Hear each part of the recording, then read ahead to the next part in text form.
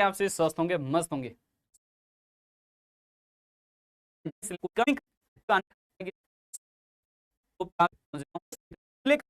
Indian economic development क्या है, problem,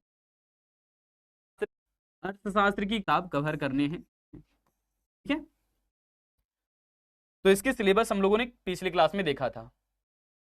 अर्थशास्त्र क्या है, अर्थशास्त्र की कुछ विषय वस्तुएं क्या हैं, ये दो टॉपिक आज की इस क्लास के अंदर कवर होगा, ठीक है। दो टॉपिक कवर होगा, एक अर्थशास्त्र क्या है और दूसरा अर्थशास्त्र की विषय वस्तु। ये जो विषय वस्तु है इसके अंदर कौन कौन से टॉपिक आपको बताए जाएंगे, इसका पूरा लिस्ट हम आपको दिखाते हैं पहले। तो इन्हीं दोनों से रिलेटेड जितने भी आपके डाउट रहेंगे बताने के बाद, जैसे मैं इसको बताऊंगा उसके बाद आपके अगर डाउट रह जाते हैं तो तुरंत ही पूछ लेना। और अगर कोई साइड के डाउट हैं, मतलब कौन सी किताबें पढ़नी है, कैसे तैयारी करना है, ये सब कुछ पूछना है, तो क्लास जब लास्ट हो रहा होगा उस वक्त पूछ लेना, ठीक है ना।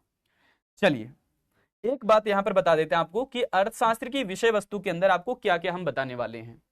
यही सारे बेसिक टर्म आपको पढ़ने हैं कि मानवीय क्रियाएं किस किस प्रकार की होती है, जैसे कि इसमें आर्थिक क्रिया एक पढ़ेंगे और दूसरा गैर आर्थिक क्रिया। गैर आर्थिक क्रिया को आप एक और नाम दे सकते हो, गैर आर्थिक क्रिया को हम लोग कहते हैं अनार्थिक क्रिया। गैर आर्थिक क्रिया को क्या बोलेंगे, अनार्थिक क्रिया बोलेंगे, ठीक है, अनार्थिक क्रिया बोलेंगे, समझ गए। अनार्थिक क्रियाएं या फिर गैर आर्थिक क्रियाएं अंग्रेजी में कहते हैं नॉन इकोनॉमिक एक्टिविटी, और ये जो है आपका आर्थिक क्रिया मतलब इकोनॉमिक एक्टिविटी, ठीक है ना। फिर पढ़ेंगे हम लोग दुर्लभता क्या है, दुर्लभता को अंग्रेजी में अस्कैर्सिटी बोला जाता है, ठीक है, अस्कैर्सिटी। इसके अलावे आर्थिक समस्या क्या है, जिसको इकोनॉमिक प्रॉब्लम कहते हैं अंग्रेजी में, इकोनॉमिक प्रॉब्लम। तो बस ये वैसे सिर्फ समझने के लिए यहां पर हमने लिस्ट कर दिया आपको, बट इन चीजों के ऊपर अभी डिटेल में चलेंगे तो सारा कंसेप्ट क्लियर करेंगे।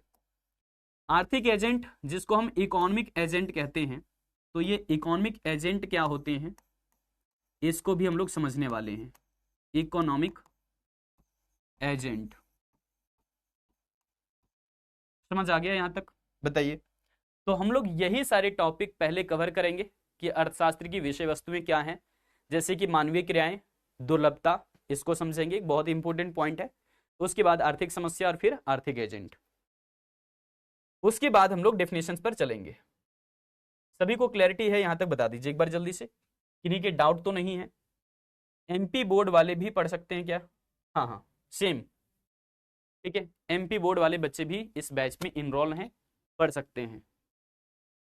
स्टेट बोर्ड के बच्चों के लिए है, कोई ऐसा बोर्ड डिफाइन नहीं किया गया कि फलाने बोर्ड के लिए स्पेशल केवल है, ऐसा कुछ नहीं। किसी भी स्टेट बोर्ड के हैं, हिंदी माध्यम से हर सब्जेक्ट की तैयारी इस बैच से जुड़ करके आप कर सकते हैं, ठीक है ना, कोई दिक्कत तो नहीं है किसी को। बस कुछ टाइम रुक करके अभी तो चैप्टर समझना है, ओके। कोई डाउट है तो पूछो, अभी अभी तो कोई दिक्कत नहीं है। सर बिहार बोर्ड में एक ही बुक है, नहीं दो बुक है, हर एक स्टेट बोर्ड के बच्चों को दो किताबें पढ़नी है, सांख्यिकी, भारतीय आर्थिक विकास, दोनों पढ़ना है। स्टेट बोर्ड मतलब स्टेट बोर्ड, चाहे तो आप किसी भी स्टेट बोर्ड से हैं, समझ गए। हाँ अब देखिए यहां पर मानव जो है ना कई तरह का काम करता है, कई तरह की क्रियाएं करता है, कई तरह की एक्टिविटी करता है। कुछ एक्टिविटी उनकी रिलेटेड होता है पैसे से संबंधित, जिसको हम आर्थिक क्रियाएं बोलेंगे। कुछ जो है पैसे से रिलेटेड नहीं होता, गैर आर्थिक क्रियाएं बोलेंगे, नॉन इकोनॉमिक एक्टिविटी बोल देंगे। तो ये दो एक्टिविटी आपको शुरुआत में कवर करने हैं, ठीक है। चलिए ये दोनों तरह की क्रियाएं कैसे करता है इंसान, देखो अलग अलग तरीके से।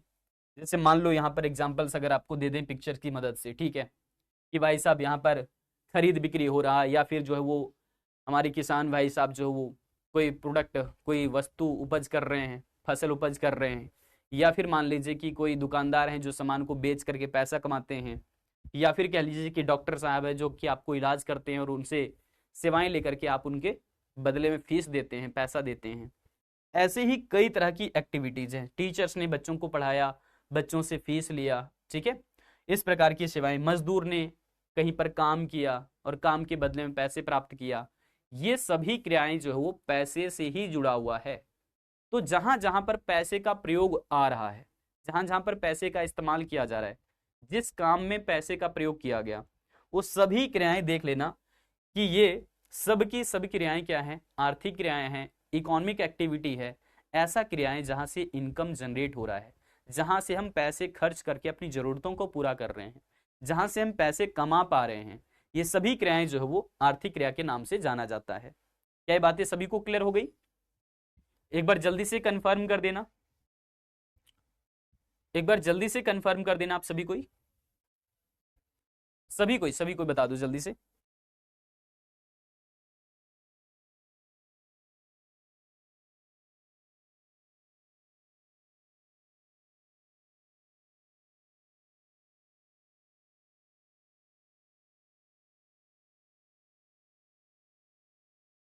बहुत ही बढ़िया, ठीक है, चलिए आगे बढ़ा जाए।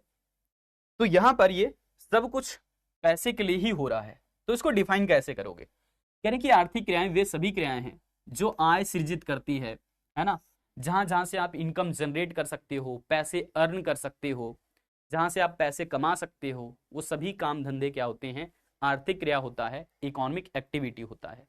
लेकिन कुछ ऐसी इकोनॉमिक एक्टिविटीज हैं जहां से पैसे जनरेट नहीं होते, इनकम का जनरेशन या फिर इनकम का क्रिएशन नहीं होता। जैसे कि मान लो कि हम कोई वस्तु खरीदे, दुकानदार भाई से कोई सामान लिए, उसको पैसे दिए, तो यहां पर हमारा तो पैसा खर्च हुआ है ना। लेकिन ये बात ध्यान से समझिएगा कि उपभोग ही केवल एक अपवाद ऐसा नजर आता है, बाकी हर जगह पर, जैसे मान लो दुकानदार की बात करें, आप एक दुकानदार हैं, आप कोई वस्तु बेचे, उसके बदले में पैसा कमाए, इनकम अर्न हुआ। ऐसे ही मान लो आपके बड़े भैया, बड़ी दीदी या पापा कहीं काम कर रहे हैं या फिर अपना खुद का बिजनेस है, वहां से भी इनकम जनरेट कर रहे हैं। तो ज्यादातर जो इकोनॉमिक एक्टिविटीज हैं, जो ज्यादातर आर्थिक क्रियाएं हैं, वो आपको इनकम जनरेट करने में हेल्प करता है, पैसे कमाने में आपको मदद करता है। ठीक है, तो आर्थिक क्रियाएं किससे संबंधित होता है? पैसे से। तो मनुष्य की वे सभी क्रियाएं जो धन के उत्पादन, विनिमय, वितरण, उपभोग या फिर जीविकापार्जन से संबंधित होता है, उन सभी क्रियाओं को हम लोग क्या बोलेंगे? आर्थिक क्रिया बोलेंगे। अब जीविका उपार्जन मतलब क्या हुआ? जैसे हमने दिया आपको एग्जांपल शुरुआत में हमने क्या कहा कि किसान भाई साहब हैं, कोई फसल उपज कर रहे हैं अपने खेत पर, उससे क्या चलेगा? अपना घर परिवार चलेगा, अपने सदस्य कोई के जो है भरण पोषण होंगे, है ना। तो ऐसी जो है क्रियाएं जब होती है तो हम लोग उसको इकोनॉमिक एक्टिविटी या फिर आर्थिक क्रियाएं बोलेंगे। ठीक है, डिफिनेशन में किसी को कोई दिक्कत है तो पूछ लो, किसी को यहाँ पर इकोनॉमिक्स होती की जरूरत, जैसे कि गरीबों को आपने मदद की, ओके, किसी को कोई दिक्कत नहीं है, ठीक है। अब यहां पर आते हैं कि कुछ ऐसी भी क्रियाएं होती है, जैसे मान लीजिए कि गरीबों को आपने मदद किया, है ना, गरीबों को मदद करना, माता पिता की सेवा करना, ये सभी जो वो गैर आर्थिक क्रियाएं होती है, इसमें पैसे की जरूरत, पैसे का इस्तेमाल होता जरूर है, लेकिन पैसे के लिए काम नहीं किया जाता। गरीबों को मदद किए तो क्या उसमें आपका आशा रहता है कि गरीब भी आपको मदद करेंगे? अरे नहीं। तो यहां पर गरीबों को मदद करना या फिर माता पिता की सेवा करना, इसी प्रकार से धार्मिक कार्य करना, ये सभी होते हैं गैर आर्थिक क्रियाएं, जहां से इनकम जनरेट नहीं होता, जहां पैसे की बात नहीं होती, जहां हम ये एक्सपेक्ट नहीं कर सकते कि सामने वाला भी उसके बदले हमको कुछ देगा। हम सिर्फ क्या कर सकते हैं? दूसरे को मदद कर सकते हैं पैसे के माध्यम से, लेकिन पैसा कमाने के बारे में नहीं सोचे वहां पर। ठीक है, तो ऐसी क्रियाएं होती है नॉन इकोनॉमिक एक्टिविटी, मतलब वे सभी क्रियाएं जो आमदनी या फिर रोजगार पाने के लिए नहीं, या फिर लाभ प्राप्त करने के लिए नहीं किया जाता, बल्कि आत्म संतुष्टि के लिए किया जाता है, मन की तसल्ली के लिए किया जाता है, दिल की संतुष्टि के लिए काम किया जाता है। ऐसी क्रियाएं कहते हैं कि आत्म संतुष्टि के लिए किया जा रहा है, इसीलिए क्या है? गैर आर्थिक क्रियाएं हैं, यानी कि ऐसी क्रियाएं जहां से पैसे का जनरेशन नहीं होगा, जहां इनकम जनरेट नहीं किए जाएंगे, जहां से पैसे कमाए नहीं जाएंगे, बल्कि लोगों की सेवा करना स्वार्थ भाव से, पैसे कमाने के लिए नहीं, प्रॉफिट कमाने के लिए नहीं, रोजगार पाने के लिए नहीं। तो ऐसे काम आप करो जिससे कि लोगों को मदद हो रहा है, लोगों को हेल्प हो रहा है, लेकिन वो पैसे के लिए आप नहीं कर रहे हैं, वो बस अपने दिल के सुकून के लिए कर रहे हैं, मन की तसल्ली के लिए कर रहे हैं। ऐसा होता है या नहीं? हाँ, इसको बोलते हैं नॉन इकोनॉमिक एक्टिविटी। मतलब यहां पर पैसे तो दिख रहे हैं कि हाँ, गरीबों को तो हमने दिया होगा पैसा, उनको मदद किया होगा, लेकिन यहां पर वो पैसा इसलिए नहीं दिया कि फिर से पैसा तुम्हारे पास आए, बल्कि अपने आत्मसंतुष्टि के लिए दिया कि बेचारा गरीब है, कुछ पैसे दे देते हैं, इनको मदद हो जाएगा, गाड़ियां इधर उधर गुनाह ही नहीं होगी। यहाँ किया जो कि है तो ठीक है ना, एक तरफ आप, ठीक है, वहां पैसे, जहां पैसे वहां इकोनॉमिक, बिल्कुल। तो दोनों में डिफरेंस देख लेते हैं कि दोनों में आखिर अंतर क्या है। तो सबसे पहले डिफिनेशन ही आप लोग रख देना, एक तरफ आर्थिक क्रिया के लिए, दूसरी तरफ गैर आर्थिक क्रिया के लिए। और अंतर लिखने का तरीका यही सुटेबल होता है कि एक तरफ आप एक सब्जेक्ट मैटर को रख दिए, दूसरे तरफ दूसरे सब्जेक्ट मैटर को रख दिए। इसको बोलते हैं अंतर तालिका। अंतर तालिका का मतलब है दोनों को जहां पर साफ साफ हम अंतर बता सकें। और यहां पर आधार हर जगह पर सेम टू सेम लेकर के चलना है। जैसे कि शुरुआत में हमने परिभाषा लिया है, तो इसमें भी परिभाषा लिया है, ठीक है। अगर हम यहां पर बता रहे हैं कि ये पैसे जनरेट करने में मदद करता है, तो यहां पर बता रहे हैं कि ये किस लिए करता है, मतलब उद्देश्य के आधार पर यहां पर अंतर किया गया। फिर एग्जाम्पल के आधार पर अंतर किया गया। ऐसे ही आपको अंतर लेकर के करना है, ठीक है। तो ऐसे क्वेश्चन या तो 2 नंबर में या फिर 3 नंबर में रहता है, या फिर ऑब्जेक्टिव क्वेश्चंस भी रहते हैं। तो डिफरेंशिएट कर दिया हमने आर्थिक क्रिया और अनार्थिक क्रिया या फिर गैर आर्थिक क्रिया के बीच में। तो पहले बोल रहे हैं कि मनुष्य की वे सभी क्रियाएं जो धन के उत्पादन, विनिमय, वितरण और उपयोग अथवा जीविकापार्जन से संबंधित होता है, ऐसी सभी क्रियाएं होती है आर्थिक क्रियाएं। कोई अपना होटल खोला हुआ है, चाय बनाता है, चाय बना बना करके बेचता है, जल्दी से बताइए वो आर्थिक क्रिया होगा या गैर आर्थिक क्रिया होगा? ओके सत्यम, गिफ्ट, गिफ्ट क्या होता है? गिफ्ट होता है नॉन इकोनॉमिक एक्टिविटी। किसी को तोहफा दिया, एक तरफा होता है, अपने मन के भाव से दिया ना, ऐसा थोड़े ना कि हम तुमको गिफ्ट दिए तुम हमको पैसा दोगे ऐसा नहीं होता। जल्दी से बताओ, कोई जो है चाय बनाता है और चाय बना बना करके बेचता है, सेल करता है ना, उससे पैसा कमाता है बेचारा वो, तो वहां पर वो आर्थिक क्रिया होगा या गैर आर्थिक क्रिया होगा? सभी कोई कह रहे हैं सर आर्थिक क्रिया होगा, ठीक है। तुष्टि के लिए तो बोलेंगे के लिए सिर्फ और सिर्फ। तो देखते हैं गैर आर्थिक क्रिया क्या है। कह रहे हैं कि वे सभी क्रियाएं जो आय अथवा रोजगार अथवा लाभ प्राप्त करने के लिए नहीं, बल्कि सिर्फ और सिर्फ आत्म संतुष्टि के लिए किया जाता है, तो वैसी क्रियाएं होती है गैर आर्थिक क्रियाएं, यानी कि नॉन इकोनॉमिक एक्टिविटीज। गैर आर्थिक क्रियाएं, पैसे से जुड़ा हुआ नहीं है मामला। आर्थिक क्रियाएं मुख्य तौर पर किसके लिए किया जाता है? तो मुख्य रूप से धन कमाने के लिए, यानी कि पैसा कमाने के लिए, या फिर आय सृजन करने के लिए किया जाता है, इनकम जनरेट करने के लिए आर्थिक क्रिया किया जा रहा है। लेकिन मन की तसल्ली के लिए, मन की संतुष्टि के लिए, तो बोलेंगे व्यक्तिगत आत्म संतुष्टि के लिए। व्यक्तिगत क्यों? क्योंकि मान लो गरीबों को मदद हमने किया, तो सुकून हमको मिलेगा या पूरे गांव वालों को? भाई हमको मिलेगा। तो इसीलिए बोला जाता है कि गैर आर्थिक क्रियाएं क्या होती है? व्यक्तिगत आत्म संतुष्टि प्रदान करने वाली। आपने पूजा पाठ किया है ना, धार्मिक कार्य किए, ये कहने का मतलब है। तो धार्मिक कार्य करने से आपको सुकून मिलेगा, दूसरे को क्या? ऐसे ही मान लो आप व्यायाम कर रहे हैं, है ना, एक्सरसाइज कर रहे हैं सुबह उठ उठ करके, तो उससे सुकून आपको मिलेगा, दूसरे को थोड़े ना मिलेगा। क्रियाएं पैसे के लिए नहीं किया जाता है।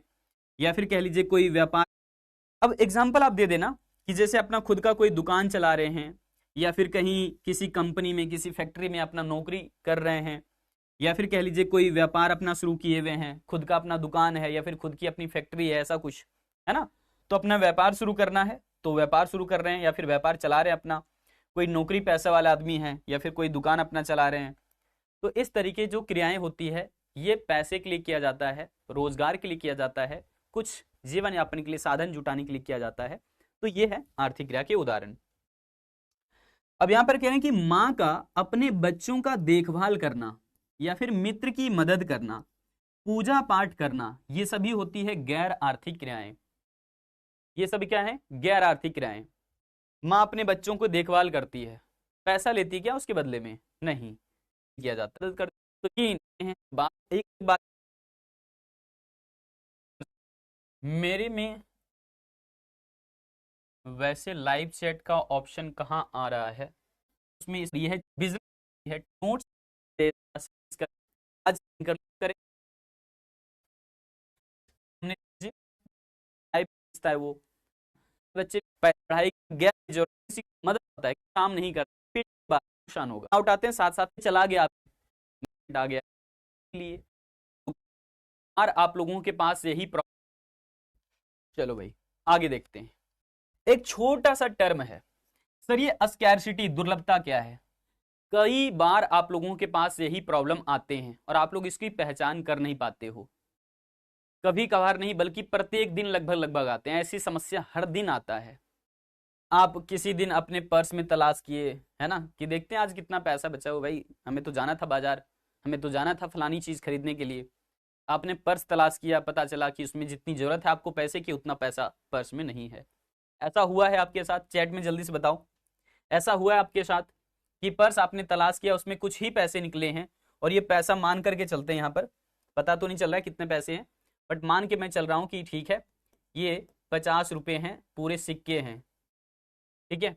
और आपको जरूरत कितनी की है, आपको आवश्यकता कितनी की है, आपकी आवश्यकता है, यहां पर देखिएगा, आपकी आवश्यकता है मान लीजिए 100 रुपए की, या फिर मैं कह दूं यहां पर थोड़ा सा ज्यादा अमाउंट लेते हैं, 200 रुपए की। अब बताइए आपको 200 रुपया चाहिए था, लेकिन आपने जैसे पर्स तलाश किया, पर्स में जो है मात्र 50 रुपया निकला, वो भी सिक्के, 50 रुपए मात्र निकले आपके पास, उससे ज्यादा नहीं। तो यहां पर आपकी आवश्यकता कितनी थी, 200 रुपए की, लेकिन आपके पर्स में केवल उपलब्ध कितना है, 50 रुपए। इस सिचुएशन को क्या बोलोगे आप, दुर्लभता बोलते हैं इसको, स्कैर्सिटी बोलते हैं इसको। समझ आ गया? यही वो प्रॉब्लम है जिससे कि दुनिया का हर एक इंसान परेशान है, हर एक इंसान। और हर दिन ऐसी समस्या आती है, हर दिन, प्रत्येक दिन आता है। कुछ भी ऐसा सामान अभी बाजार से खरीदने की आवश्यकता है, वहां पर यही नजर आता है कि भैया हमारे पास जितना पैसा होना चाहिए था उतना नहीं है। मतलब प्रत्येक दिन ये समस्या देखने को हमें मिलता है। तो जब हमारी आवश्यकता, जब हमारी जरूरत ज्यादा अमाउंट की है, ज्यादा पैसे की हमें जरूरत है, लेकिन पैसा हमारे पास उपलब्ध कम है, तो इसी सिचुएशन को बोलते हैं दुर्लभता। तो क्या सर पैसे की दुर्लभता ही केवल आता है?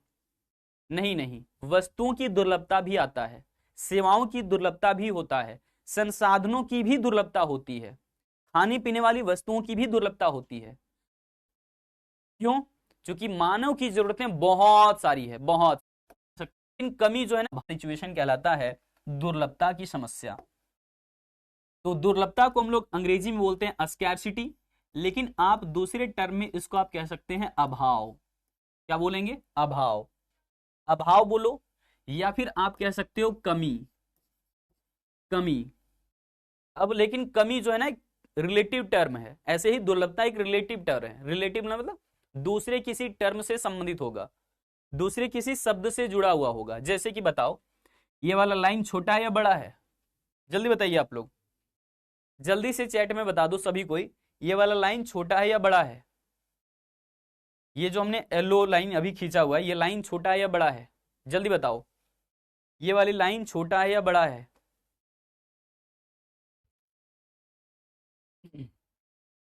ये दोनों का कॉम्बिनेशन है। तृप्ति, जो परिचय वाला चैप्टर होता है ना, तो दोनों का कॉम्बिनेशन होता है, इंडियन इकोनॉमी का भी, स्टैट्स का भी। उसके बाद के सभी चैप्टर्स आपके अलग अलग बनेंगे, स्टैट्स का शुरुआत हम लोग पहले करेंगे, ठीक है। तो समझ लो कि स्टैट्स अभी से ही शुरुआत है, स्टैट्स के अंदर भी बेसिक बेसिक यही सारे कंसेप्ट हैं। हम्म। क्या लिखा है आप लोगों ने, क्या लिखे हो, शानदार। सभी लोगों ने ये लिखा है कि सर ये लाइन छोटा है। तुमने कैसे पकड़ लिया कि ये लाइन छोटा है? किससे तुलना करके बताया भाई, किससे? जब तक बड़े लाइन ना हो तब तक इसको छोटा लाइन कैसे बोल सकते हैं? अब मान लो तुमने इसको कहा सर छोटा है, अब जरा बताइए कौन छोटा है? हमारा ऑप्शन जो पहला ए वाला छोटा है या बी वाला छोटा है? अब बताओ जरा, अब छोटा कौन सा लग रहा है तुम्हें? अब छोटा कौन सा लग रहा है तुम्हें? ये सब रिलेटिव वर्ड है, एक साथ समझ आ रहा है? कोई बड़ा, कमी, वृद्धि, ये सब जो चीजें हैं ना, ये संबंधित वर्ड है, रिलेटिव वर्ड है, सापेक्षिक शब्द हैं ये सब। समझ आ रहा है? कोई छोटा है तब बोल रहे होंगे जब उसका कोई बड़ा होगा, ठीक इसी प्रकार से दुर्लभता जो है एक संबंधित वर्ड है, एक रिलेटिव वर्ड है, एक सापेक्षिक शब्द है।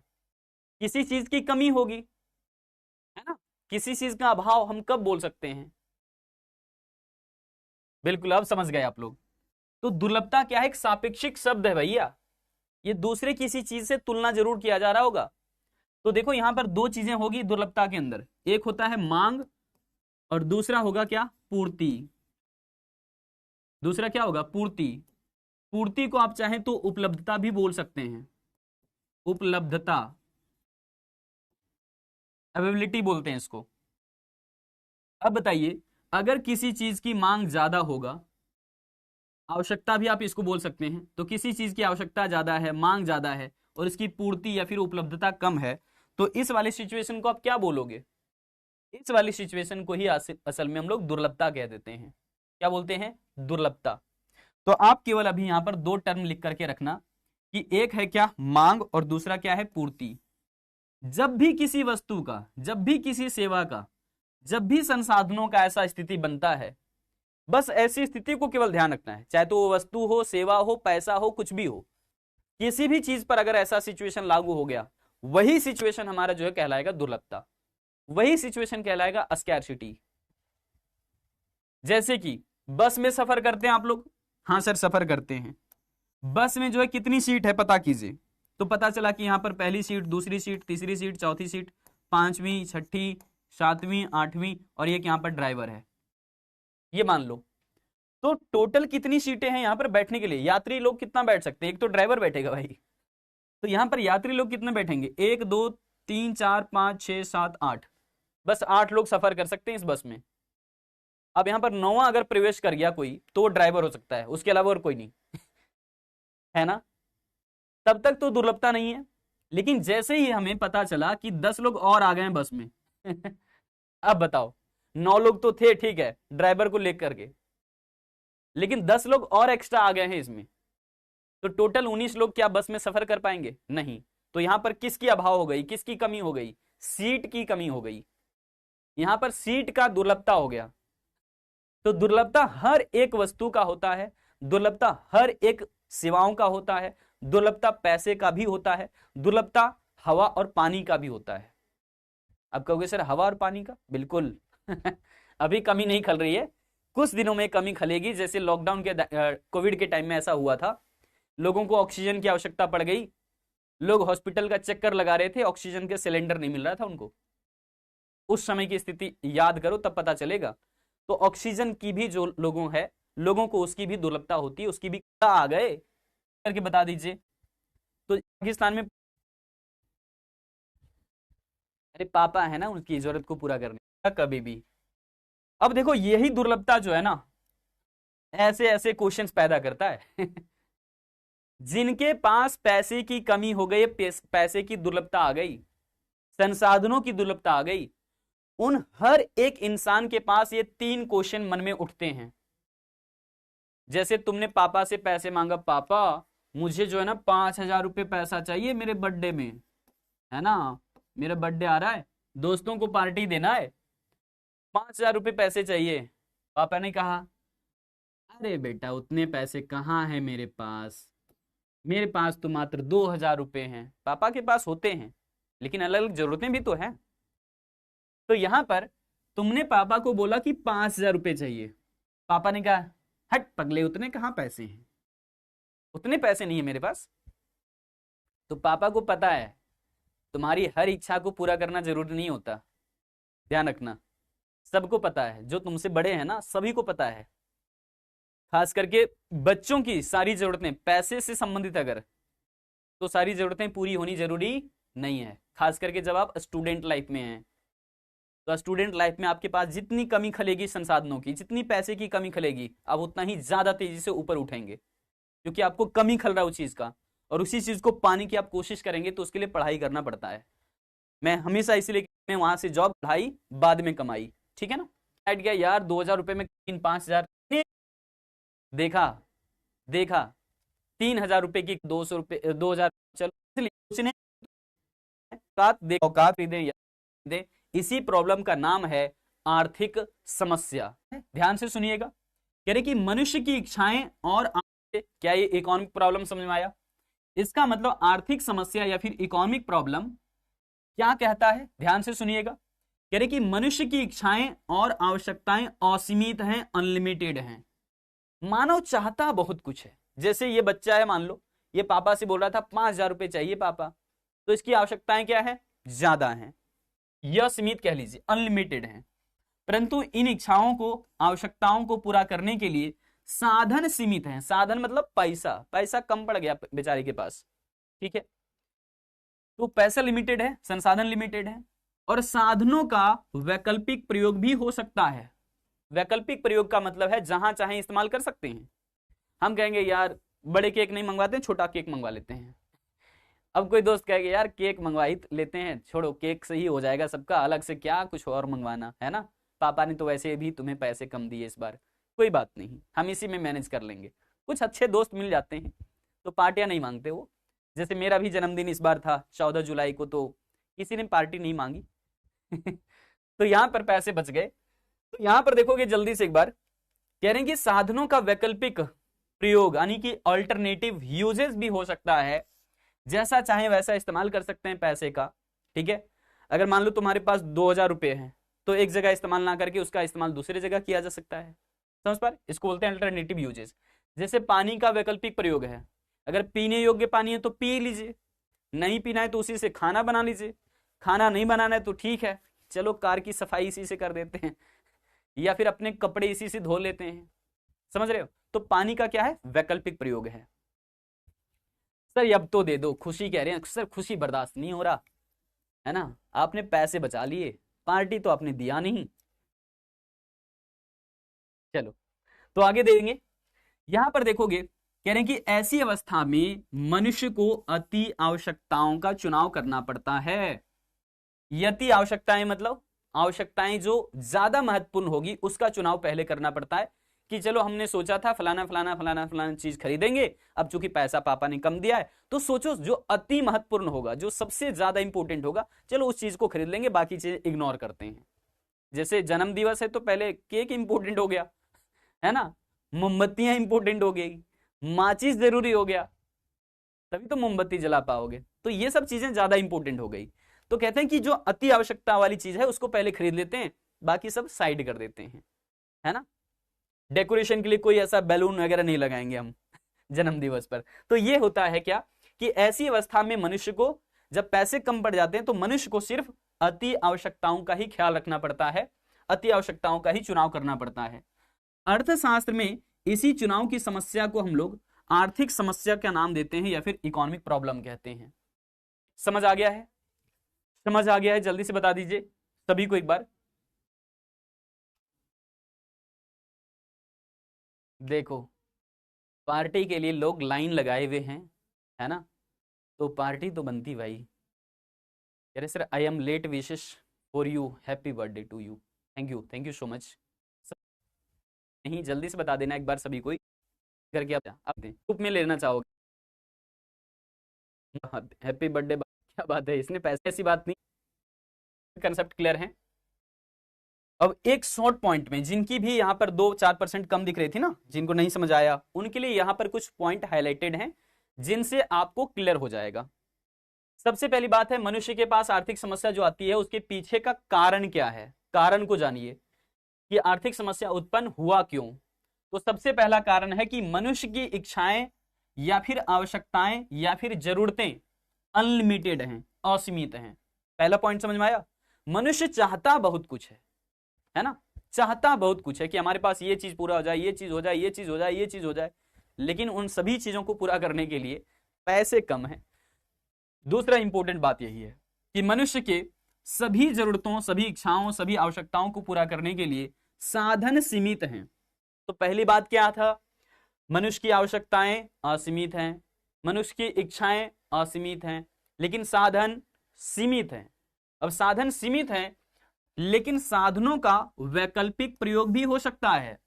वैकल्पिक प्रयोग मतलब कि एक जगह इस्तेमाल ना करके वही साधन का प्रयोग दूसरी जगह कर सकते हैं। जैसे जन्म दिवस के अवसर पर किसी ने अगर पार्टी नहीं मांगी तो मेरे पैसे बच गए और उस पैसे का प्रयोग मैंने कहीं दूसरी जगह कर लिया, तो इसको बोलते हैं वैकल्पिक प्रयोग करना। समझ गए? ओके, बहुत ही अच्छा गिफ्ट लिखा है गरिमा ने कि sir future UP board topper बनूंगी, ये आपको गिफ्ट दूंगी। इससे बड़ा गिफ्ट क्या ही हो सकता है। तो हमारे जन्म दिवस पर गरिमा ने लिखा हुआ है, और ये चूंकि क्लासेस रिकॉर्डेड भी रहती है, आपको पता होना चाहिए, और मुझे याद भी रहती है ये चीज़ें, तो उस टाइम प्ले होगी, है ना। ध्यान से, जो आपने वादा किया निभाना पड़ेगा भाई, मेहनत करने पड़ेंगे आपको। चलिए ठीक है, आगे बढ़ते हैं फिलहाल। तो यहां पर 3 कारण हमने बता दिए, आर्थिक समस्या उत्पन्न होने के 3 कारण हैं। साधन लिमिटेड है, लेकिन लिमिटेड साधन से ही, लिमिटेड रिसोर्सेज से ही हमें अनलिमिटेड जरूरतें पूरी करनी है ना। कहते हैं ना, चाहा तो बहुत, बहुत चाहते हैं, मतलब बहुत सारी चीज हमें जरूरत होती है ना। खाने पीने की जरूरत हो, या फिर मान लीजिए कपड़े लत्ते की आवश्यकता हो, या फिर अन्य अन्य चीजें, पढ़ाई लिखाई के लिए कॉपी किताब की आवश्यकता है। तो चाह तो बहुत, लेकिन उसके लिए पैसे कम है, सीमित है पैसे, और पैसे अगर कम पड़ गए तो फिर पैसे का बहुत सारा अलग अलग प्रयोग भी है भाई। तो इस प्रॉब्लम को हम लोग समझ चुके हैं कि आर्थिक समस्या उत्पन्न होने के पीछे 3 कारण हैं, और ये तीनों कारण यहां पर मेंशन किया हुआ है। यथा आप ये बोल सकते हो कि मनुष्य की अनंत इच्छाएं और आवश्यकताएं हैं, लेकिन साधनों की दुर्लभता के कारण ही आर्थिक समस्या उत्पन्न हो जाती है। अब सोचो, यही साधनों की दुर्लभता अगर नहीं होता, अगर हमारे पास पैसे अनलिमिटेड होते, जैसे हमारी इच्छाएं अनलिमिटेड हैं, वैसा ही अनलिमिटेड हमारे पास पैसा भी होता, तो क्या कभी भी इकोनॉमिक प्रॉब्लम आता? नहीं आता। लेकिन ऐसा आपका मानना है, हकीकत में ऐसा होता ही नहीं। हर इंसान के पास आर्थिक समस्या उत्पन्न होती है। जैसे अगर कोई बहुत अमीर व्यक्ति हैं, जिनके पास पैसे बहुत सारे हैं, भैया उनको भी आर्थिक समस्या आता है। उनको डिसाइड करना पड़ता है कितना पैसा कहाँ खर्च करें, कितना कहाँ खर्च ना करें, वो भी आर्थिक समस्या है। लेकिन असल में वहां पर वो आर्थिक समस्या खुशियों के रूप में है, क्योंकि उनके पास पैसे हैं, पैसे खर्च करने के बारे में उनको सोचना है। समझ गए? असल में ये जो आर्थिक समस्या है, ये पैसे के अभाव के बारे में सोचना पड़ रहा है कि पैसा कम पड़ गया, अब कैसे खर्च करें। और जब अमीर हो जाते हो तो सोचना पड़ता है भाई कि वहां पर पैसे कैसे खर्च करें, अलग अलग वस्तुओं पर। चाहे पड़ेगा, आगे पड़ता है, सोचना आता है। हाँ, तो खुल करके आप लोग बोल सकते हो कि दुनिया के हर इंसान के पास आर्थिक समस्या होता है। अब समझना आपको जबरदस्त वाली बात, अगर आपके पास आर्थिक समस्या आती है तो आपको एक बहुत ही इंपॉर्टेंट डिसीजन लेना पड़ता है। सोचना पड़ता है ना, कहां पर कितना पैसा खर्च करें, कहां पर बचा करके पैसे रखें ताकि कल काम देगा, है ना। तो ऐसे ही आपको बनना पड़ेगा आगे चल करके एक बढ़िया आर्थिक एजेंट। क्या बनना पड़ेगा? बढ़िया आर्थिक एजेंट बनना पड़ेगा, जिसको हम अंग्रेजी में इकोनॉमिक एजेंट कहते हैं। सर ये इकोनॉमिक एजेंट क्या होते हैं? इकोनॉमिक एजेंट का मतलब एक ऐसा आदमी, एक ऐसा व्यक्ति, एक ऐसी संस्था जो आर्थिक निर्णय लेता हो। आर्थिक निर्णय लेने का मतलब क्या है? जैसे आपने पापा से मांगा कितना पैसा, आपने मांगा 5,000 रुपये, पापा ने कितने पैसे दिए? मात्र 2,000 रुपये। तो अब सोचना पड़ेगा ना कि 2,000 रुपये में से कौन सा सामान खरीदें, कौन सा ना खरीदें, कितना पैसा बचा के रखें, कितना कल के लिए, है ना। ऐसा कुछ सोचना पड़ेगा। तो यहां पर आपने सोचा ना, आपने डिसाइड किया ना कि कितना पैसा कहां खर्च करें, कितना ना करें। यही है इकोनॉमिक डिसीजन, कि कितना कहां खर्च करें, कितना बचा के रखें। यही है इकोनॉमिक डिसीजन, यही है आर्थिक निर्णय। तो आर्थिक निर्णय लेने वाले व्यक्ति को ही, आर्थिक निर्णय लेने वाले व्यक्तियों को ही आर्थिक एजेंट कहा जाता है। लेकिन केवल व्यक्ति नहीं है, व्यक्ति तो है ही, इसके साथ साथ में संस्थाएं भी। मतलब जैसे बैंक एक वित्तीय संस्था है, पैसे का लेन देन वहां होता है, तो वित्तीय संस्था, तो उस बैंक को भी हम लोग आर्थिक एजेंट कहते हैं। अब देखो, सरकार बजट बनाती है, बजट इसलिए बनाती है ताकि पता चले कि पूरे साल में कहां कहां कितने पैसे खर्चे करने हैं, और वो खर्चे हमें करने हैं तो उसके लिए पैसे कहां कहां से कितना जुटाना है टैक्स के रूप में। तो ये पूरा पूरा डिसीजन गवर्नमेंट का है कि कहां पर से कितना पैसा वसूलना है, कहां पर किन चीजों पर कितने पैसे खर्च करने हैं। सरकार ने बजट बना लिया पहले, तो सरकार भी एक इकोनॉमिक एजेंट है, क्योंकि सरकार ने भी तो फैसला किया कि कहां से कितने पैसे वसूलने हैं, कहां पर कितने खर्चे करने हैं। आप भी एक आर्थिक एजेंट हैं, क्योंकि पापा आपको भी पैसे देते हैं तो आप भी सोचने पर मजबूर हो जाते हैं कि कितना पैसा कहाँ खर्च करें कहाँ ना खर्च करें। आपको भी मजबूर हो जाना पड़ता है, आपको भी सोचने के लिए मजबूर हो जाना पड़ता है कि कितना पैसा कहाँ खर्च करें कहाँ ना करें। समझ आ गया? यही है दरअसल इकोनॉमिक डिसीजन। और जो कोई व्यक्ति, जो कोई संस्था इकोनॉमिक डिसीजन ले लेता है, वही होता है आर्थिक एजेंट या फिर इकोनॉमिक एजेंट। बताइए सभी को क्लियर है या नहीं? अब व्यक्ति कई सारे रूपों में है, जैसे कि एक कंज्यूमर के रूप में यानी कि उपभोक्ता के रूप में, एक उत्पादक के रूप में, निवेशकर्ता के रूप में, सरकार के रूप में, बैंक के रूप में। इन सभी रूपों में होते हैं आर्थिक एजेंट। ये सब के सब क्या है? आर्थिक एजेंट ही हैं। तो सभी आर्थिक एजेंटों द्वारा अलग अलग तरीके से निर्णय लिए जाते हैं। सबका निर्णय लेने का तरीका अलग होगा। जैसे कि आप अगर उपभोक्ता हैं, आपके पास पैसा तो है, लेकिन आपको सोचना पड़ता है कि कितना पैसा का हम जो है संतरा खरीदें, कितने पैसे का हम जो है वो सेव खरीद लें, कितने पैसे का जो किताब या कॉपी खरीद लें, सोचना पड़ता है कंज्यूमर के रूप में। तो कंज्यूमर भी क्या है? कंज्यूमर भी क्या है? एक आर्थिक एजेंट है। दुकानदार है, तो दुकानदार को भी फैसला करना पड़ता है कि कितना दाम पर कौन सा सामान हमें बेचना है ताकि ज्यादा से ज्यादा प्रॉफिट होगा। तो ज्यादा से ज्यादा प्रॉफिट कमाने के लिए यहां पर डिसीजन लेना पड़ता है दुकानदार को कि कितने दाम पर कौन सा सामान बेचना है और नहीं बेचना। क्लियर है ना? क्लियर है ना सभी को? आगे देखो, गवर्नमेंट है देश की, निर्मला सीतारमण जी वित्त मंत्री, तो इन्होंने जो है बजट पेश किया है। अब मान लो कि इनको जब बजट पेश करने के लिए कहा जाता है तो इनको भी तो फैसला लेना पड़ता है कि कहां पर कितने खर्च करने, कहां नहीं करने। हर एक डिपार्टमेंट का बात आता है, फिर ये फैसला लेते हैं कि ठीक है अनुमानित तौर पर हम इतना यहां खर्च करने वाले हैं, यहां इतना खर्च करने वाले हैं। इनको भी तो डिसीजन लेना पड़ा। तो इसलिए गवर्नमेंट भी क्या है? एक इकोनॉमिक एजेंट है, क्योंकि इनको भी डिसीजन लेना पड़ता है सोच समझ करके। हाँ, ये कहा मतलब हम नहीं पढ़ रहे हैं, जाके रखे। अब बस लास्ट टॉपिक बचे हुए हमारे पास, और ये है कि असल में सर हम लोग जो इकोनॉमिक्स पढ़ते हैं वो कौन सा इकोनॉमिक्स है? क्या चाणक्य ने या फिर कौटिल्य ने जो इकोनॉमिक्स लिखा था, हम लोग वो वाला इकोनॉमिक्स पढ़ रहे हैं क्या? तो इसका जवाब है बिल्कुल भी नहीं, हम लोग वो वाला इकोनॉमिक्स नहीं पढ़ रहे हैं। क्योंकि जो चाणक्य ने लिखा था ना, चाणक्य बोलो कौटिल्य बोलो, इन्हीं का नाम था, चाणक्य बोल रहे हैं यहाँ पे, ठीक है। तो चाणक्य ने जो किताब लिखा था ना, वो अर्थशास्त्र के नाम से जरूर लिखा था, लेकिन असल में उसमें अर्थशास्त्र जैसी कोई बात थी ही नहीं। उसमें ज्यादातर मामले राजनीति से जुड़ा हुआ था कि सरकार कैसे काम करती है, एक पूरे राज्य को कैसे चलाया जाता है, ये सब सारा नियम कानून जैसी चीजें। कहीं ना कहीं इनके जो अर्थशास्त्र है, इकोनॉमिक्स नहीं कहेंगे हम, अर्थशास्त्र चूंकि किताब का नाम दे दिया था, जिससे आप लोग कहीं के राजा तो नहीं हो है ना, किसी राज्य के राजा तो नहीं है, राजा और रानी तो राजा हो सकता है किसी, जो कि चाणक्य ने जो अर्थशास्त्र बताएंगे भी, तो 76 में छपा अर्थशास्त्र पढ़ रहे हैं हम लोग, वो इकोनॉमिक्स पढ़ रहे हैं जो कि वेल्थ ऑफ नेशन के बाद आया सारी बातें। क्योंकि वेल्थ ऑफ नेशन वो किताब है जो कि 1776 में छपा, और उसको लिखा है एडम स्मिथ ने। एडम स्मिथ जो है वो अर्थशास्त्र के जनक माने जाते हैं, ध्यान रखिएगा आप लोग, आगे बताएंगे भी।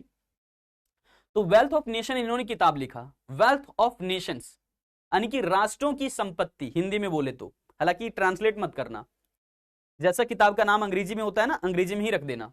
तो वेल्थ ऑफ नेशंस जो है इन्होंने किताब का नाम दिया, और इस किताब का नाम थोड़ा सा लंबा है, आगे बताएंगे। लिखा किसने है ये इंपॉर्टेंट है, एडम स्मिथ ने लिखा था वेल्थ ऑफ नेशन। ये छपा कब, किताब प्रकाशित कब हुआ, पब्लिश कब हुआ? 1776 ईस्वी में, 1776 में जब किताब छपा, दुनिया के हर लोगों ने इसको पढ़ा, कहा वाह क्या बात लिखी है इन्होंने।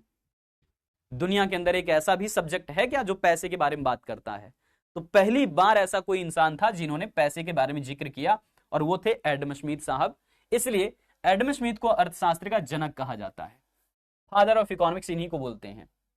तो अर्थशास्त्र को कैसे डिफाइन करोगे? कह रहे हैं कि ज्ञान में तो कई सारे सब्जेक्ट का नॉलेज लिखते हैं हम लोग, कई सारे सब्जेक्ट है दुनिया के अंदर में, और हर एक सब्जेक्ट की अपनी खासियत होती है। तो इकोनॉमिक्स की भी अपनी खासियत है कि इकोनॉमिक्स पढ़ता किन चीजों को है, या फिर रीड किन चीजों का करता है, अध्ययन किन चीजों का करता है, तो सिर्फ और सिर्फ मानव के आर्थिक व्यवहार का।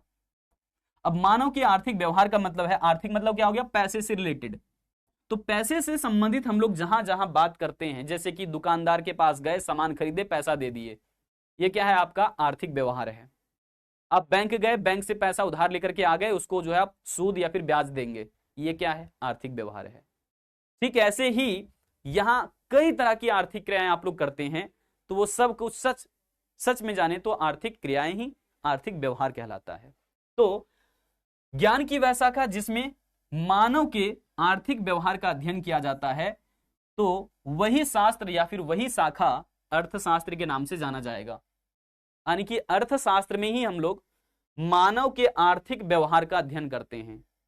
इंसान पैसा कैसे कमाता है, कैसे खर्चा करता है, कहां कितना निवेश करता है, कैसे बचत करके कल के लिए सोचता है, ये सारी बातें आपको इकोनॉमिक्स में ही पढ़ना है।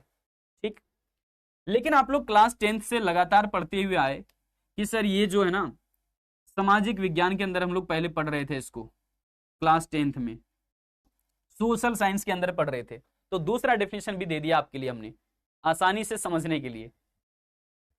ठीक है, तो देखोगे यहां पर कह रहे हैं कि अर्थशास्त्र सामाजिक विज्ञान की वह शाखा है जिसके अंतर्गत हम वस्तुओं और सेवाओं के उत्पादन, वितरण, विनिमय और उपभोग का अध्ययन करते हैं।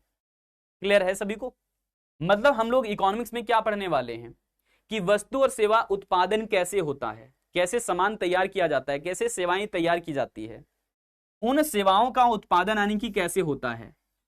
उत्पादन वस्तुओं का भी होता है, सेवाओं का भी होता है। जैसे लकड़ी से पलंग तैयार कर दिया गया, लकड़ी से कुर्सी बना दिया गया, लकड़ी से दरवाजे भी बना दिए गए। तो देख रहे हो, लकड़ी ही हर जगह इस्तेमाल हो रहा है। समझ आया? तो ये जो हम लोग लकड़ी प्रयोग करके अलग अलग वस्तुएं बना रहे हैं, तो इसका मतलब है हमने उत्पादन का काम किया है। ठीक ऐसे ही हम जब किसी भी वस्तु का रंग, रूप, आकार, प्रकार ये सब बदल देते हैं, तो हम उत्पादन ही कहेंगे उसको। जैसे कपड़ा तो कपड़ा, लेकिन आपके नाप का वो तैयार कर दिया गया, आपके बदन ढकने के लिए काम आता है। अब क्या है ये निर्माण किया गया है। पहले साधारण सा कपड़ा था, अब ये आपके साइज के लायक तैयार हो गए, तो आपके साइज के हिसाब से तैयार हो गया, ये उत्पादन कहलाएगा। यहाँ पर ऐसा नहीं कि फ्री में बांट दिया। वितरण मतलब बांटना होता है, डिस्ट्रीब्यूट करना, तो पैसे के आधार पर बांटते हैं हमें। विनिमय का मतलब होता है खरीद बिक्री करना, एक्सचेंज करना यानी कि। और उपभोग तो आपको समझ में आता है, उपभोग मतलब किसी चीज का इस्तेमाल करना, किसी चीज का क्या इस्तेमाल करना, यूज करना। जैसे अभी हम स्टाइलस यूज कर रहे हैं, इसका मतलब स्टाइलस का हम उपभोग कर रहे हैं। हमने कपड़े पहने, तो इसका मतलब कपड़े का उपभोग कर रहे हैं। हमें भूख लगा, हमने है ना कुछ भी ऐसा खा लिया जिससे हमारी भूख मिट सकती है, तो इसका मतलब हमने उपभोग किया। तो उपभोग करने मतलब खाना पीना नहीं होता, उपभोग करने मतलब यूज करना चीजों को। आपको कहीं दूर तक जाना था, आपने बाइक पकड़ा, निकल पड़े, बाइक का आपने इस्तेमाल किया, इसका मतलब बाइक का आप उपभोग किए। समझ गए? चीजें क्लियर है? बहुत अच्छे से बोल दिया। तुम हेल्प कर दो, चैट में ही बता दो कैसे इनको लेना है पॉल। तो पूरा पूरा आज क्लास के नोट्स ही रखना आप लोग। टीचर कौन होता है आगे पहले दोनों का एक बेस हो जाएगी। मतलब अभी तो शुरुआत हो ही गया है, आप ये समझ सकते हो, फिर आपको कैलकुलेशंस वाला सारा आगे दिखाएंगे। अब देखिए इकोनॉमिक्स के मामले में कई सारी बातें तो हो गई, लेकिन 4 तरह का कंसेप्ट आया इकोनॉमिक्स के अंदर। 4 कंसेप्ट, ये 4 कंसेप्ट। सबसे पहले धन संबंधी बात किया गया, है ना, पैसे से संबंधित मामले आ गए पहले। पैसे के बाद क्या आया? कल्याण की बातें आई। कल्याण के बाद क्या? दुर्लभता के बारे में बात किया गया। दुर्लभता तो आपने पहले ही समझ लिया, तो समझना डिफिकल्ट नहीं होगा। तो ये 3 जो शुरुआत में परिभाषा दिया हुआ ना, पहला, दूसरा, तीसरा, ये तीनों से संबंधित आपको ध्यान हमेशा रखना पड़ेगा दिमाग पर ही, क्योंकि यहां से तीनों से रिलेटेड एमसीक्यूज पूछे जाते हैं, केवल एमसीक्यूज। और उसके बाद चौथा कंसेप्ट आप अगर नहीं ध्यान रखते हैं, तो एक क्वेश्चन यहां से पूछा जाता है कन्फर्म वाला, वो मैं आपको बता दूंगा। सिर्फ ये पूछा जाता है कि विकास संबंधी परिभाषा या विकास संबंधी जो बातें कही गई वो किन्होंने दिया था। तो ये है पॉल एंटोनोमी सैमुअल्सन, जिनको पॉल सैमुअल्सन भी नाम देते हैं। ये अमेरिका के रहने वाले हैं, तो अमेरिकन अर्थशास्त्री हैं। इन्होंने विकास संबंधी परिभाषा दिया, बस इतना ही पूछा जाता है इनके बारे में। बाकी ये 3 कंसेप्ट से आपको जो है तरह तरह के क्वेश्चंस पूछे जाएंगे। जैसे कि एडम स्मिथ जो है वो अर्थशास्त्र के जनक कहे जाते हैं, और इन्होंने धन संबंधी विचार दिया है। धारणा कहने का मतलब होता है कंसेप्ट, धारणा को अंग्रेजी में क्या बोलते हैं? कंसेप्ट। तो वेल्थ कंसेप्ट या फिर धन संबंधी बातें, संपत्ति संबंधी बातें, वो एडम स्मिथ ने किया था। इन्होंने किताब लिखा an inquiry into the nature and causes of the wealth of nation. तो पूछा जाएगा वेल्थ ऑफ नेशन किसने लिखा था, तो एडम स्मिथ ने लिखा था वेल्थ ऑफ नेशन। कब छपा था? 1776 ईस्वी में। इन्होंने इसी किताब के अंदर परिभाषा दिया कि अर्थशास्त्र क्या है? धन का विज्ञान है। तो धन संबंधी विचार, ज्यादातर ध्यान रखना है कि धन संबंधी बातें एडम स्मिथ ने किया था। किसने किया था? एडम स्मिथ साहब ने। यही है अर्थशास्त्र के जनक। नेक्स्ट देखिएगा, अब दूसरा कंसेप्ट लेकर के आते हैं अल्फ्रेड मार्शल साहब। अल्फ्रेड मार्शल कल्याण संबंधी विचारधारा देते हैं। अब कल्याण की बातें हो रही है, अरे भैया पैसे तो पैसे हैं, एडम स्मिथ ने तो बता दिया था पैसे की बात। लेकिन अब यहां पर प्रिंसिपल्स ऑफ इकोनॉमिक्स नाम से एक किताब छपा, जो कि 1890 में प्रकाशित हुआ था किताब। और यहां से इस किताब के अंदर में 3 डेफिनेशन नजर आया। सबसे पहला डेफिनेशन ये नजर आया था, दूसरा वाला, कि अर्थशास्त्र भौतिक कल्याण का विज्ञान है। यानी कि इकोनॉमिक्स से मानव की भलाई होती है, लेकिन भौतिक वस्तुओं से। जैसे ये वस्तु हम यूज कर रहे हैं, इससे हमारी जरूरत पूरी हो रही है। अल्फ्रेड मार्शल कहते हैं कि आपका भला हो गया, आपका कल्याण हो गया, आपका वेलफेयर हो गया। ठीक ऐसे ही ये दूसरा डेफिनेशन दिए हुए हैं कि अर्थशास्त्र जो है ना, मानव कल्याण का विज्ञान है, मानव की भलाई का विज्ञान है। अर्थशास्त्र से मानव का भलाई होता है, मानव का कल्याण होता है। कैसे होता है ये उन्होंने नहीं बताया, लेकिन होता है ये बता दिया। तीसरा ये है कि अर्थशास्त्र जीवन के सामान्य कारोबार, सामान्य कारोबार मतलब होता है आर्थिक क्रियाएं। ठीक है, सामान्य कारोबार का मतलब क्या है? सामान्य कारोबार का मतलब होता है आर्थिक क्रियाएं।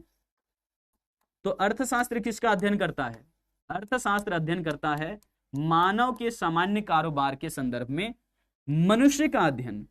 तो मानव के अध्ययन पर ज्यादा जोर डाला है मार्शल ने। मा फॉर मार्शल, मानव, मा सिर मानव, मां से मानव, मां फिर मार्शल। ऐसे ध्यान रखना, ज्यादा देर तक याद रहेगा। तो 2 कंसेप्ट यहां पर है। तीसरा कंसेप्ट ये है, ध्यान से दिखना।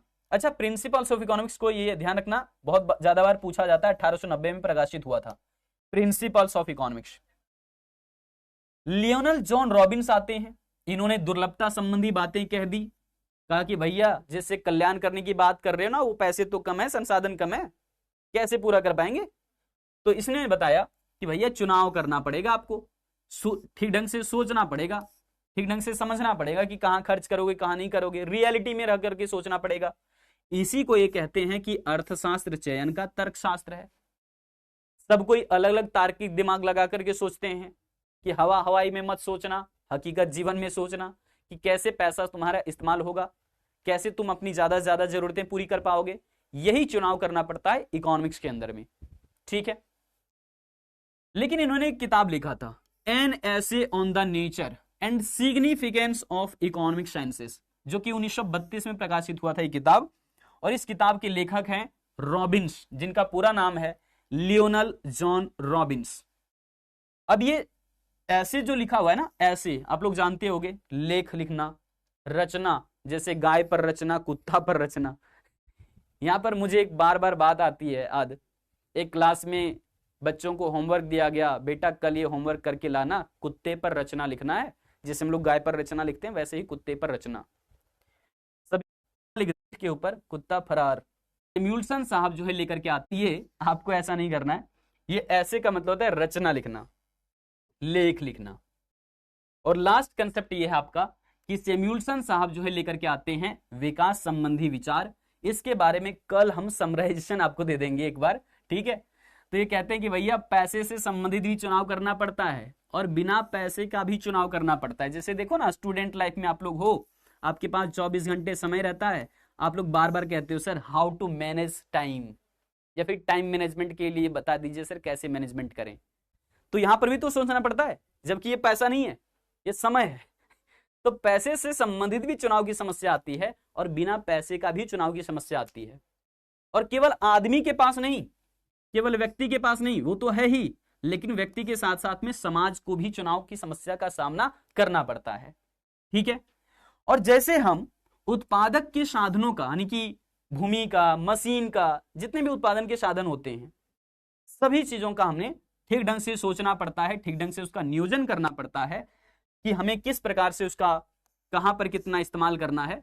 और कौन कौन सी वस्तुएं तैयार करना है, कौन कौन सी सेवाएं तैयार करना है, और वस्तुएं सेवाएं तैयार करके समाज के विभिन्न लोगों के बीच में, विभिन्न वर्गों के बीच में, चूंकि अमीर वर्ग, गरीब वर्ग, मध्यम वर्ग, 3 तरह के लोग हैं, तो उनके अभी और भविष्य में कैसे जो है उन वस्तुओं के लिए, उन वस्तुओं का वितरण किया जाएगा ताकि वो अच्छे ढंग से उपभोग करके अपनी जरूरतों को पूरा कर सकें। तो ये भविष्य की चिंता करते हैं कि अभी तो चुनाव करना ही पड़ेगा, भविष्य में भी चुनाव की समस्या आएगी। तो आप लोग भनामक से थोड़ा सा बाहर निकल जाइएगा। ये मत सोचना कि सर जब पढ़ लिख करके नौकरी लग जाएगी उसके बाद चुनाव की समस्या नहीं आएगी, तब भी चुनाव की समस्या आपके पास आएगी। तो इसलिए पढ़ लो थोड़ा सा सही से, तभी जाकर के आपका ये प्रॉब्लम थोड़ा बहुत हल्का लगेगा। ठीक है, तो आज का क्लास यहीं पर रहेगा।